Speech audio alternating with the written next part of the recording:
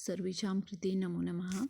वयं संस्कृतविषये व्याकरण उपविषयः व्यञ्जनसन्धि पठामः।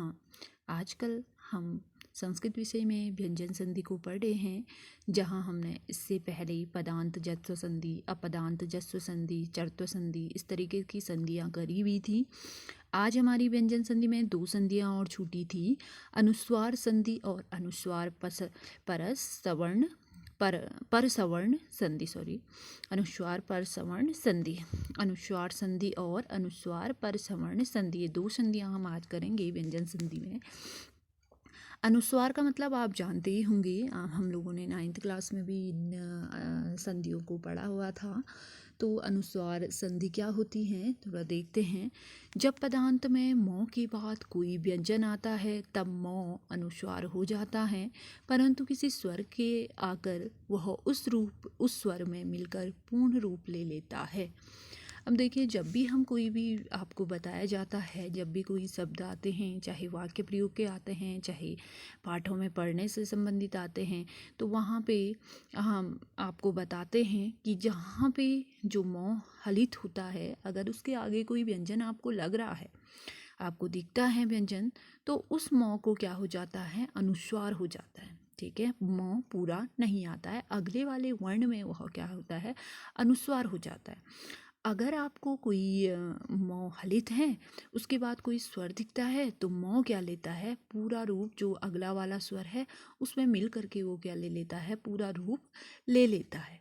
ठीक है, तो इस तरीके से जब भी हम अनुवाद करते हैं, वाक्य प्रयोग करते हैं, वहाँ पे ये अनुस्वार संधि, चाहे अनुस्वार संधि हो, चाहे अनुस्वार लिखना हो, आना हो, किस तरीके से आता है, ये हमारे लिए बहुत ही ज़रूरी होता है। क्योंकि हम लोग क्या करते हैं, कोई भी शब्द लिखते हैं, जैसे मैंने आपसे कहा कि बालकम, बालकः, या कोई नपुंसकलिंग शब्द लीजिए, पुस्तकम है, मैंने कहा पुस्तकम आनयति। ठीक है, पुस्तकम आनयतु, इस तरीके से पुस्तक लाओ।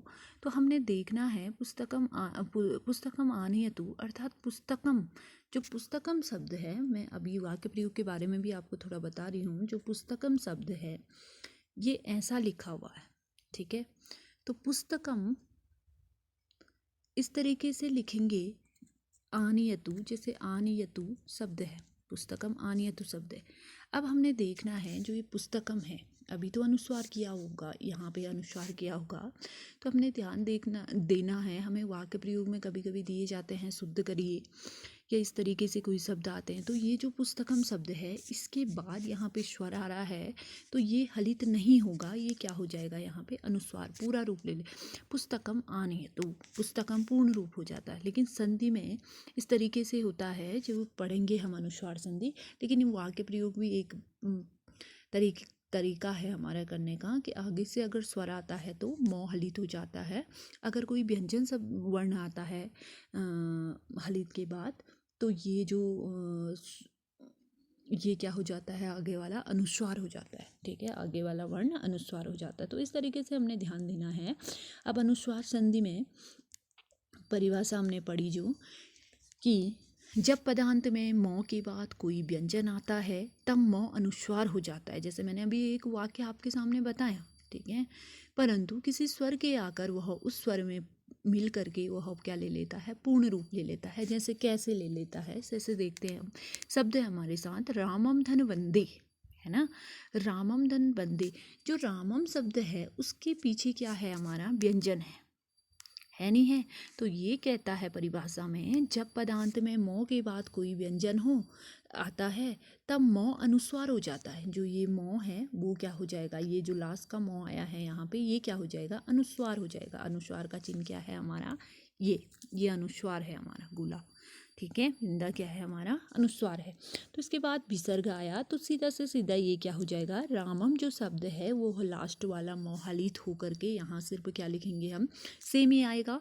उस अनुस्वार संधि में होता क्या है, अगर मौ म के बाद कोई व्यंजन आता है तो म अनुस्वार हो जाता है, परंतु किसी स्वर के आकर वह स्वर में मिलकर पूर्ण रूप हो जाता है। और बस इतना ही हमारे अनुस्वार संधि में है। तो रामम धन वंदे, तो इस म का क्या हो जाएगा, यहाँ पे अनुस्वार हो जाएगा, जो क्या बना हमारा रामम वंदे ही बना। लेकिन इस तरीके का म नहीं आएगा हलित, क्योंकि यहाँ विसर्ग है। वह शब्द क्या है, विसर्ग है। तो रामम वंदे।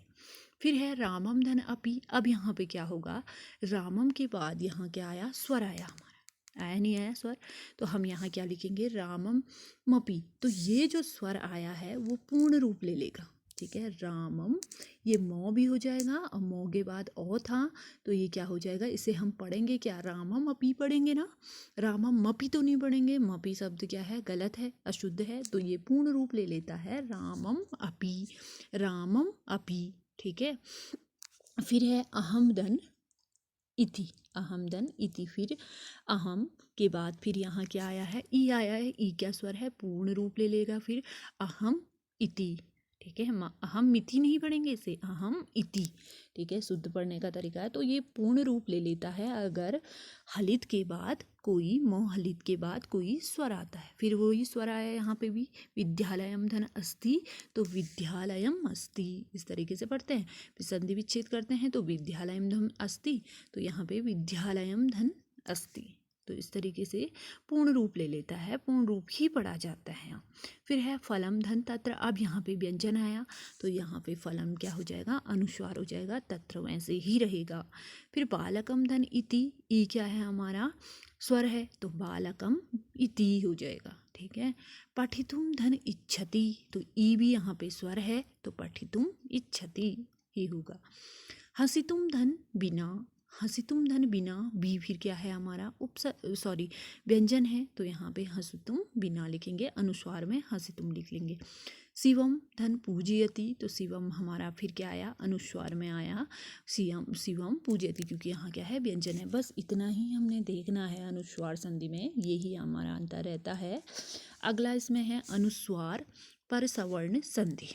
अब पूर्व संधि के अनुसार, पूर्व अर्थात अनुस्वार संधि के अनुसार, ठीक है, के बाद पूर्व संधि के अनुसार अनुस्वार के बाद, अनुस्वार, अनुस्वार क्या है, ये चिन्ह मैंने अनुस्वार बताया, के बाद यई तथा सौ श श ह को छोड़कर सभी वर्ण हो तो अनुस्वार को वर्ग का पांचवा वर्ण हो जाता है, वर्ग का पांचवा वर्ण हो जाता है। कैसे होता है वर्ग का पांचवा वर्ण, कौन से वर्ग का पांचवा वर्ण होता है, अगर अनुस्वार होता है तो पूर्व संधि के अनुसार, पहले संधि के अनुसार, बाद में यई तथा सौ श श